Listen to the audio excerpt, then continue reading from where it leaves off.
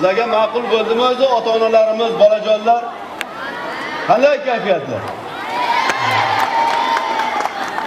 Albatta, bugun biz avvalo mana shu barchangizni mana shunday so'lim va bahova maskan, yangi oromgoh bilan chin qalbimdan samimiy tabriklayman. Albatta bu buxoroliklarni, buxorolik bolajonlarni, ularni ota-onalarini, ustozlarini orzusi edi mana shunday Buxoromizni so'lim, bahavo joylaridan birida mana shunday chiroyli bolalarimiz uchun dam olish oromgohini qurish va foydalanishga topshirish.